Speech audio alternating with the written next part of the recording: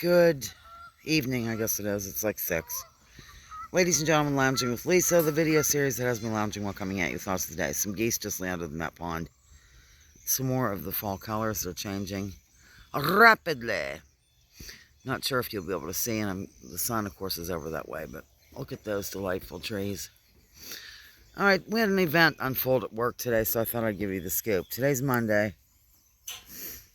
I don't know, the 21st, I think. First of all, it's the Donkey Whisperer's 60th birthday, so maybe if you wish her a happy birthday down below, I'll direct her to this video at some point. Actually, we celebrated her on a game once when I did my live game show for her birthday. Okay, anyhow. So I went to work, and late, that's the beginning of the day. Last week, I think I told you on Tuesday, I don't know if I told you, but Lacey had an emergency, and I went in for a few hours in the morning. So she asked if I wanted her to work this Monday, today. And so I decided, look at what this donkey did. I bought them a new ball. Here it is. Piece of plastic, just plonk. But at least they played with it, and they still will, so watch, Stanley will run off from it. There we go. Okay. It's always fun to terrify the mule while I'm here. I'm kidding.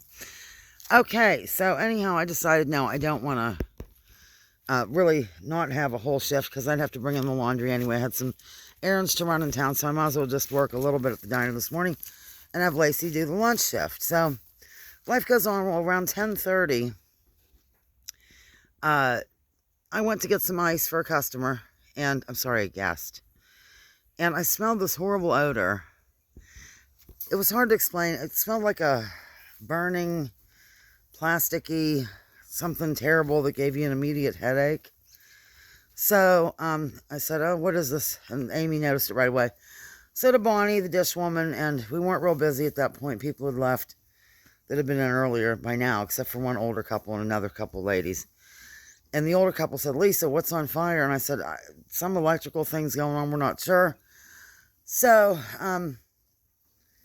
meanwhile, there was no source for this. Do you know what I'm saying? We could not see any smoldering anything, any of that jazz. Hang on one sec.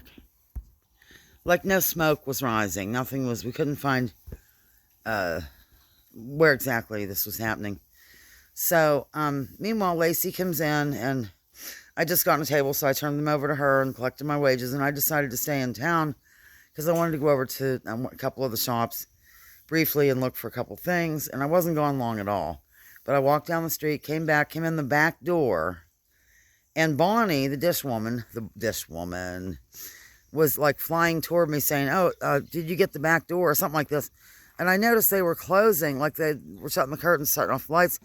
Here, ladies and germs, very shortly after I left, which was about 5 to 11, Lacey was casually, shouldn't do too many things casually at work. She was wildly zooming by the coffee pot area, evidently, and couldn't help but notice a total flame, because I asked her, I said, you saw a flame and everything? Yes. A total flame shooting out of the area, like where it's plugged in or what have you. So, of course, they had to shut everything, shut the restaurant down. Amy, I'm not sure who she contacted, but she contacted the appropriate people, including the landlord who owns the building, because, of course, that's his responsibility to do any wiring or any of that. So an electrician's coming tomorrow, and we're closed tomorrow. I think an electrician's coming tomorrow, coming sometime. And, of course, we need a new coffee maker, which Lacey told me that Mill Creek Coffee, our supplier, delicious coffee, best coffee around, by the way, if you're in this area. Stop at the diner for coffee if we, when we open again. They would give a new, coffee maker. So, yeah, total flames shooting out of an area where it's plugged in. And it was like, Bonnie and I just kind of got instant headaches and stuff. It's just a weird smell. I can't put my finger on it, but I'm sure some of you have been through something similar, and you might know of what I speak. So that was the big exciting day today down at the Lake Diner. And then it's very warm out right now. I even sat in the sun for an hour. I got like a lot of sun. I can't believe it. And promptly fell asleep this afternoon for a long time. Even had a dream and got up, and here I am. Oh, there's a For some reason, I did not ever notice this. Now, am I losing it? One of those weather vanes or whatever on top of the barn. It had to have been there forever, didn't it? Do you know it didn't just get... didn't just buy that and plunk it up there. I'm just noticing it. Maybe I'm losing my mind. That's a very good possibility. So anyhow, these guys have been locked in this small area for a while because if you remember last time when we last met, Hawthorne DePaulo, here on the left, was really looking blimpy, and so was he, the one on the right. I have to keep an eye on them for Stanley too. For the fall grass, fall grass is just as rich as spring grass and all this stuff at certain times. So you have to limit their intake, basically, and now I think they're at a lovely place right now. So I think tomorrow, or maybe even tonight, I'll let these guys out to the bigger area and then check on things tomorrow. Plus, it's supposed to be warm again, like close to 80, I think. And that'll bring them into the shelter. They're not going to stand out here when it's warm and graze wildly. They will bring themselves in and eat. Okay, well, there you have it. Lake Diner excitement, electrical something or other, and I'll let you know how that turns out. And here we go with little he going into the barn. Oh, when I got here, what's wrong, Lugatchog? What is it, sweetheart? When I got here, I keep a bungee around the little lock thing up here. Whatever, I don't need to show you. But somehow it like whipped out of my hand and it hooked onto his tail. So he's prancing back there just with this bungee cord swinging from his tail.